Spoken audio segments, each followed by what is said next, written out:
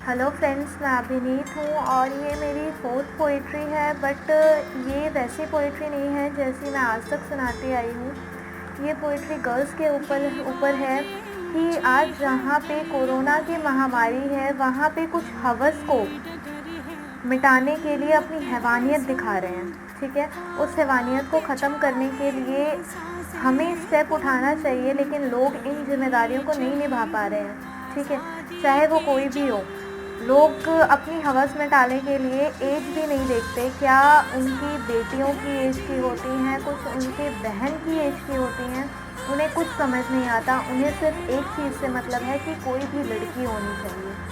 तो उस पर मैंने आज पोइट्री लिखी है। जैसा कि आप लोगों ने न्यूज़ तो सुनी ही होगी कि कुछ दिन पहले छत्तीसगढ़ में एक लड़की का रेप हुआ था। वो 16 इयर्स की थी और अब कल की बात है उसमें 10 ईयर की लड़की के साथ रेप हुआ है। मतलब इतनी ज़्यादा स्ट्रिक्टनेस होने के बाद भी रेप हो रहे हैं, तो ये सोचने वाली बात है।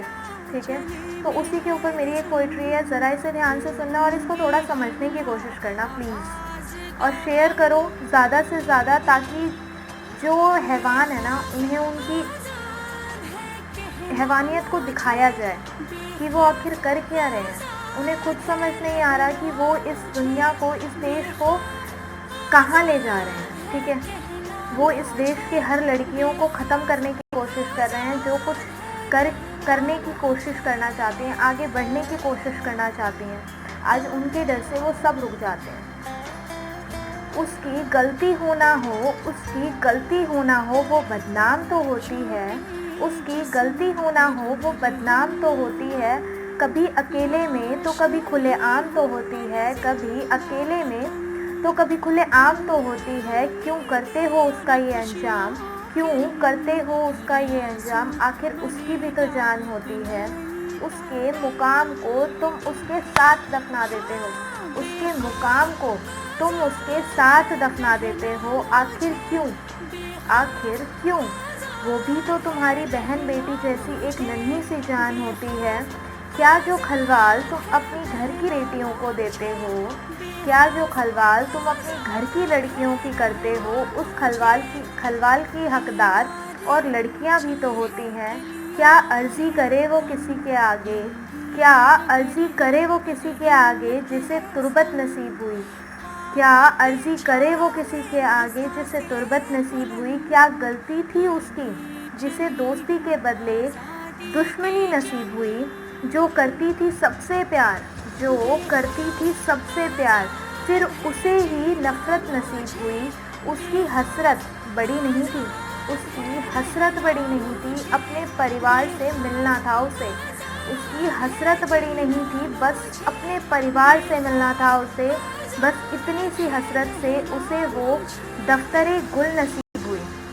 उसकी गलती हो ना हो वो बदनाम तो होती है। अकेले में नहीं, खुलेआम भी होती है, खुलेआम भी होती है। मेरा ये मैसेज ज़्यादा से ज़्यादा लोगों को शेयर करें। इसमें मैं आपको लाइक कमेंट कुछ भी नहीं बोलती, बट प्लीज़ इसको आप ज़्यादा से ज़्यादा शेयर करें ताकि उन हैवानों को उनकी हैवानियत का पता चले और उन्होंने क्या किया है वो भी उन्हें पता चले कि वो किसी की बेटी है, किसी की बहन है।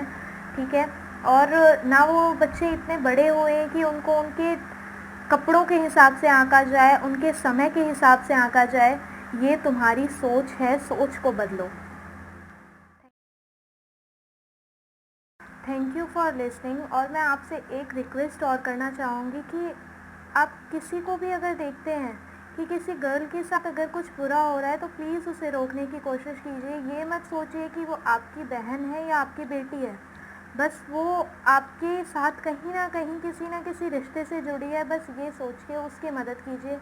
ये बहुत ज़्यादा सीरियस मैटर है। इसको आप जितना स्ट्रिक्टली लेंगे उतना अच्छा है, नहीं तो आगे आने वाली जनरेशन में गर्ल्स को लेके रिस्पेक्ट, गर्ल्स को लेके जितनी भी अच्छी चीज़ें बोली जाती हैं कि गर्ल्स आगे हैं, आप उन्हें ये चीज़ें करके पीछे कर रहे हैं। प्लीज़ मेरी इस थिंकिंग को थोड़ा और बढ़ाइए, शेयर कीजिए और लोगों को अवेयर करने की कोशिश कीजिए कि वो ऐसे समाज में रह रहे हैं जहाँ लड़कियों को जीने का हक है, जहाँ आपको अपनी हवस मिटाने का कोई हक नहीं है।